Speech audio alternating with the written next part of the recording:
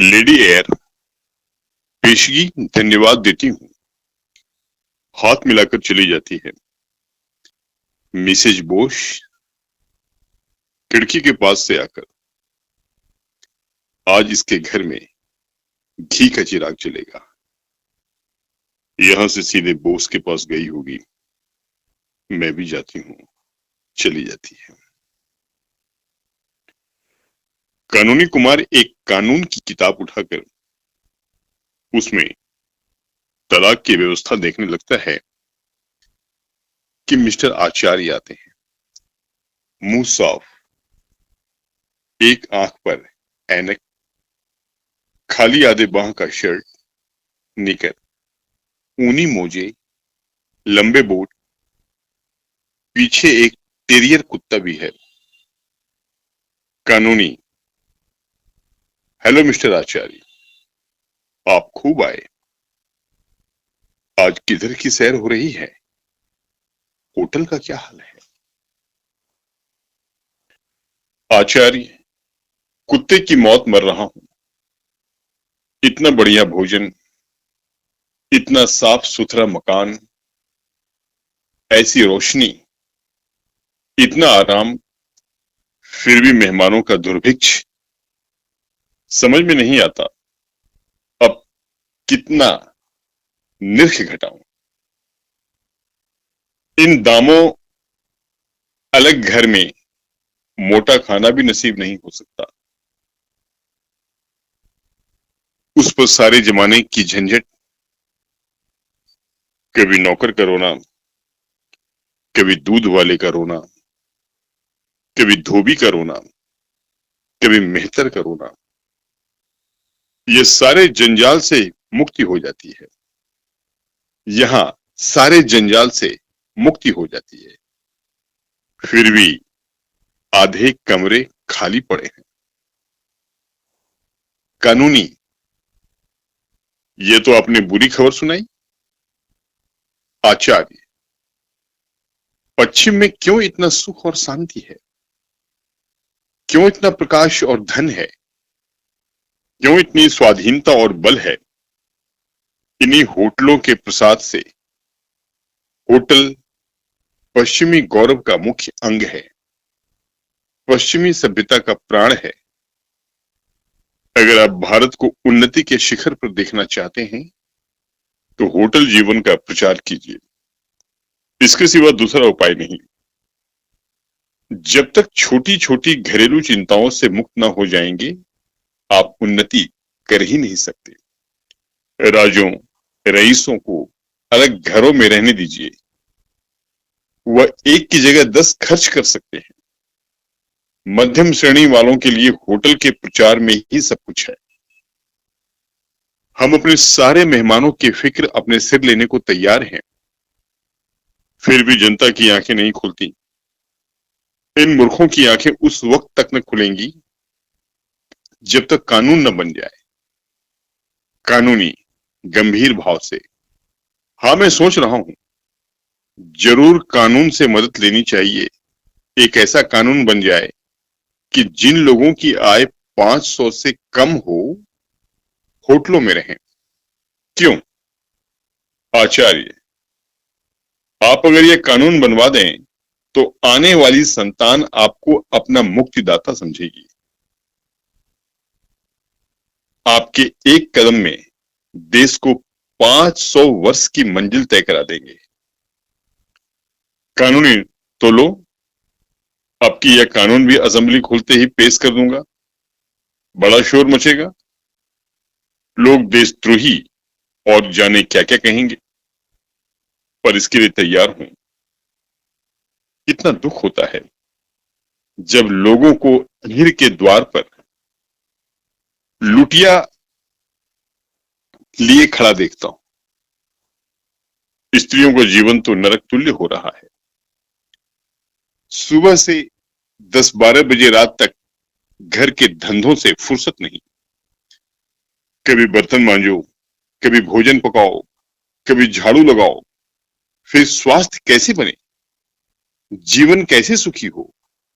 सैर कैसे करें? जीवन के आमोद प्रमोद का आनंद कैसे उठावें, अध्ययन कैसे करें। आपने खूब कहा, एक कदम में 500 सालों की मंजिल पूरी हो जाएगी। आचार्य, तो अब की बिल पेश कर दीजिएगा। कानूनी, अवश्य।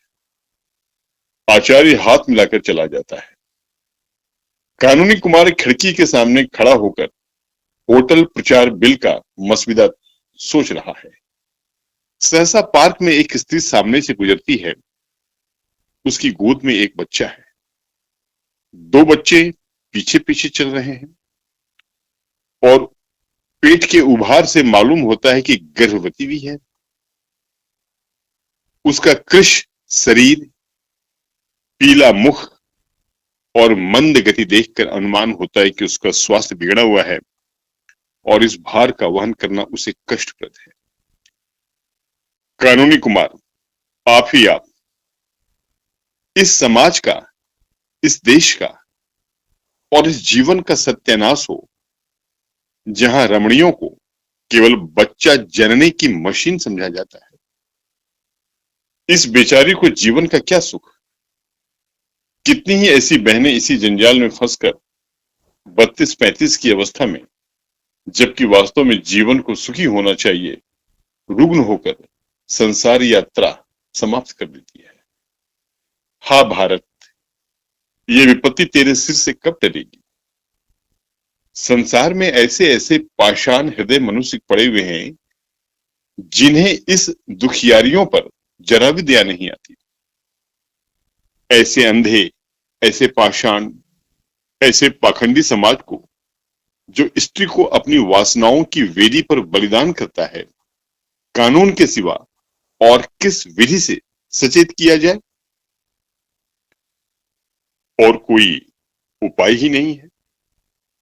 नर हत्या का जो दंड है, वही दंड ऐसे मनुष्यों को मिलना चाहिए।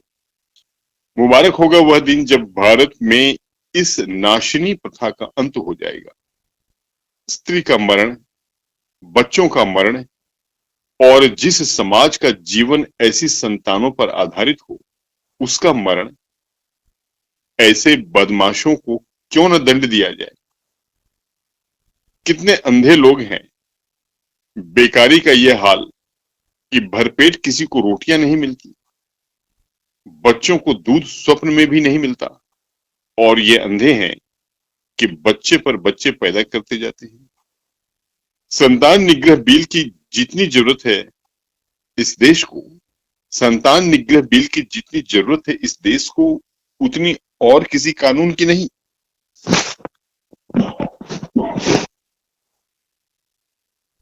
असेंबली खुलते ही ये बिल पेश करूंगा।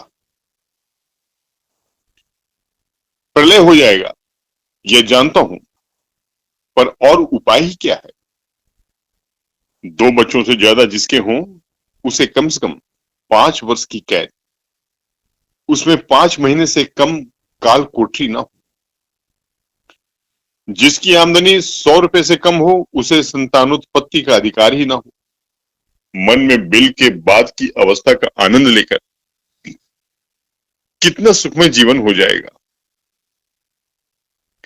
हाँ, एक दफा यह भी रहे कि एक संतान के बाद कम से कम 7 वर्ष तक दूसरी संतान न आने पावे। तब इस देश में सुख और संतोष का साम्राज्य होगा। तब स्त्रियों और बच्चों के मुंह पर खून की सुर्खी नजर आएगी। तब मजबूत हाथ पांव और मजबूत दिल और जिगर के पुरुष उत्पन्न होंगे।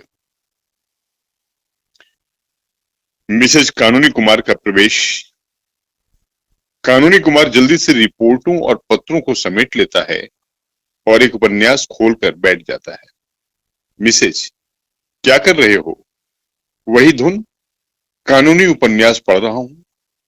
मिसेज, तुम सारी दुनिया के लिए कानून बनाते हो, एक कानून मेरे लिए भी बना दो।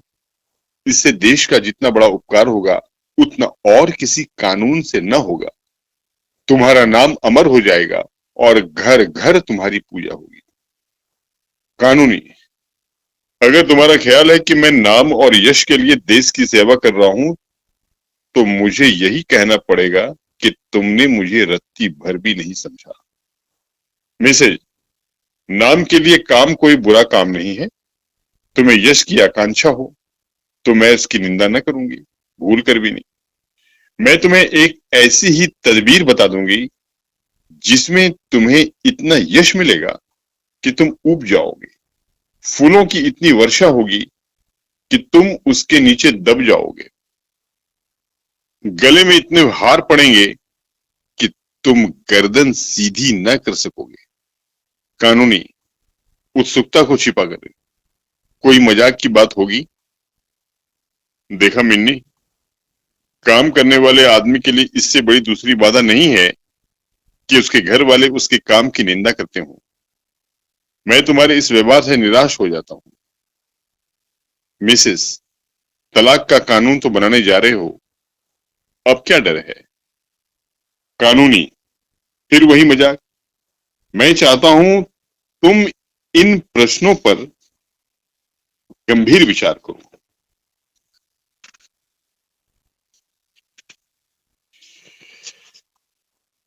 मिसेस, मैं बहुत गंभीर विचार करती हूँ, सच मानो। मुझे इसका दुख है कि तुम मेरे भावों को नहीं समझते। मैं इस वक्त तुमसे जो बात करने जा रही हूँ उसे मैं देश की उन्नति के लिए आवश्यक ही नहीं परमावश्यक समझती हूँ। मुझे इसका पक्का विश्वास है। कानूनी पूछने की हिम्मत तो नहीं पड़ती, अपनी झेप मिटाने के लिए हंसता है।